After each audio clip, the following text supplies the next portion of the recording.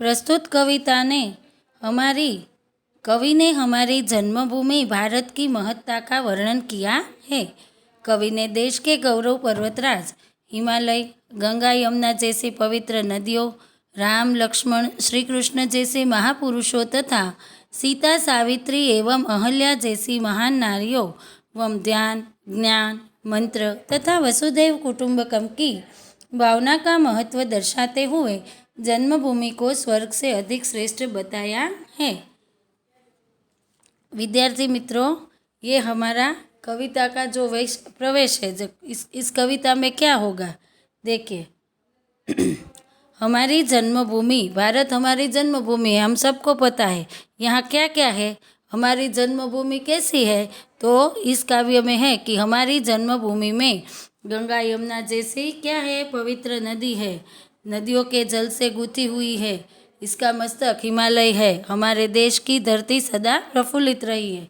देखिए, पहले में जननी जन्मभूमि प्रिय अपनी, जो स्वर्गाधिपति दपे चिर गरीयसी, ये तो हमको पता ही है कि આપણે ગુજરાતીમાં કહીએ તો આપણી જન્મભૂમિ ભારત માતા શું કહેવા માગે છે, તો કે સ્વર્ગથી પણ વધારે श्रेष्ठ છે।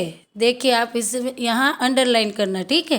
स्वर्गाधिपति चिरगरीयसी, हमारी जन्मभूमि यानी कि भारत माता स्वर्ग से पण વધારે श्रेष्ठ છે।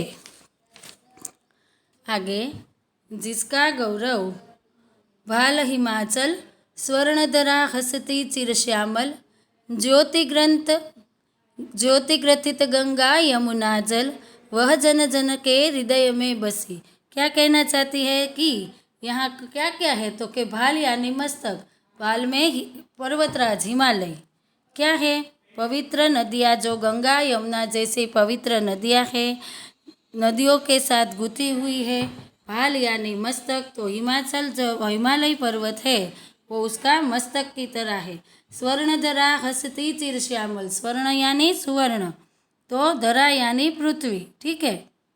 क्या कहना चाहते हैं यहाँ, तो कहते हैं कि हमारे देश की धरती सदा कैसी रही है, प्रफुल्लित रही है। ज्योतिग्रथित गंगा यमुना जल, वह जन जन के हृदय में बसी। मैंने पहले बताया ऐसे। हमारी यहाँ पहले में क्या कहना चाहते हैं, पंक्ति में कवि कहना चाहते हैं कि हमारी जन्मभूमि भारत का गुणगान करते हुए कहते हैं कि हमारी जन्मभूमि भारत माता स्वर्ग से भी अधिक श्रेष्ठ है। हमारी मातृभूमि का मस्तक हिमालय है, जो देश का गौरव बढ़ा रहे हैं। हमारे देश की सुनहरी धरती सदा प्रफुल्लित और पुलकित रहती है। हमारी मातृभूमि गंगा यमुना जैसी पवित्र नदियों के निर्मल जल से गुथी हुई है। देखिए, यहाँ जो लास्ट दो है, ये नदियाँ हमारे देश के प्रत्येक व्यक्ति में बसी हुई है। अभी उनका हम गुजराती करेंगे। गुजराती में कहा जाए तो पहला वाक्य, जो पहली 5 पंक्तियाँ है, उसका हम गुजराती में बोले तो, कवि अपनी भारत जन्मभूमिना गुणगान गाता कहे छे कि अपनी जन्मभूमि भारत माता स्वर्गथी पण वधारे श्रेष्ठ छे।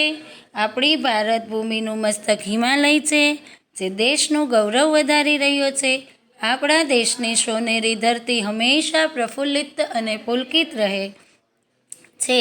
આપણી માતૃભૂમિ ગંગા યમુના જેવી પવિત્ર નદીઓ નિર્મળ જળથી ગૂંથાયેલી છે।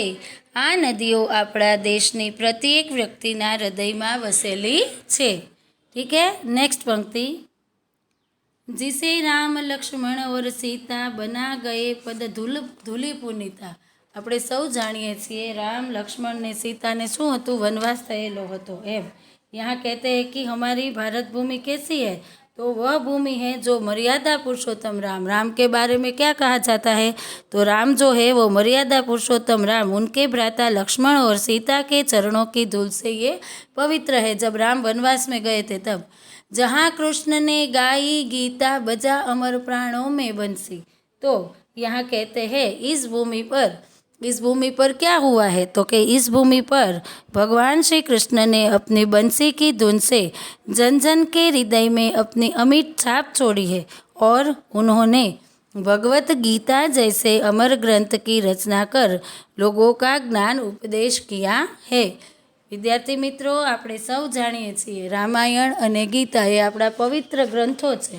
આપણે સૌ આપણા ઘરે પણ આપણને શીખવવામાં આવે છે કે આપણે રોજ નિયમિત એકવાર એનું પઠન કરવું જોઈએ. આ આપણી ભૂમિની વાત છે. આ બીજા પંક્તિમાં કવિ કહે છે કે આપણી માતૃભૂમિ ભારતની તે ભૂમિ છે જે મર્યાદા પુરુષોત્તમ રામ, તેમના ભાઈ લક્ષ્મણ અને સીતા માતાના ચરણોના ધૂળથી પવિત્ર થઈ છે. આ ભૂમિ પર ભગવાન શ્રી કૃષ્ણએ પોતાની મુરલીના ધૂનથી પ્રત્યેક મનુષ્યના હૃદય પર પોતાની અમિમિત છાપ છોડી હતી અને તેમણે ભગવદ્ ગીતા જેવા અમર કાવ્યની રચના કરી લોકોને શું આપેલું? તો કે જ્ઞાનનો ઉપદેશ આપેલો. આગળ વધીશું. સાવિત્રી રાધાસી નારી ઉતરી અભાદે હી પ્યારી, शिला बनी तापस सुकुमारी, झड़ता बनी चेतना सरसी. तो यहाँ क्या कहना चाहते हैं कवि? सावित्री, हम जानते हैं सावित्री कौन है, आपको पता होगा, महान नारियाँ है ये सब. सावित्री और राधा जैसी महान नारी जो है वो हमारे भारत देश में हुई थी, जिनकी आभा से क्या हुआ? तो कि पूरा जगत, पूरा जो है मानव जाति ने उनकी आभा से अलौकिक हो गए थे. सुकुमारी नारी तपस्विनी कौन कौन? तो के अहल्या शापवश शिला बन गई. शिला यानी पत्थर. આપણે સૌ જાણીએ છીએ રામાયણમાં ભગવાને અહલ્યાને ઉદ્ધાર કર્યો હતો. તે એક શાપવશ પાણો બનીને હતી અને જ્યારે રામ વનવાસ ગયા ત્યારે તેને પગ અડાડી અને પાછી નારી બનાવી દીધી, જે શિલા હતી એને. और एक जीती जागती नारी चेतन जड़ अर्थात निष्प्राण हो गई. तो के आवी एक जीवती जागती नारी ने जो तो खरा आपણા દેશના ભગવાનમાં આપણા દેશનું સામર્થ્ય જુઓ, જેમાં કેવું કેવું હોય છે. અહીંયા એમ કહેવા માગે છે કે આપણા દેશમાં સાવિત્રી અને રાધા જેવી મહાન નારીઓ થઈ છે, જેમણે પોતાના પ્રકાશથી માનવ જાતિને અલૌકિક કરી છે. સુકુમારી તપસ્વીની નારી, આ એના વિશેષણો છે, એની નીચે આપણે અંડરલાઈન કરીશું. સુકુમારીની તપસ્વીની, બરાબર છે. આ કોની વાત છે? તો કે અહીં અહલ્યાની વાત છે. તે શાપવશ શિલા યાની પથ્થર બની ગઈ અને જીવતી જાગતી નારી ચેતનમાંથી જડ એટલે કે અર્થાત નિષ્પ્રાણ થઈ ગઈ હતી.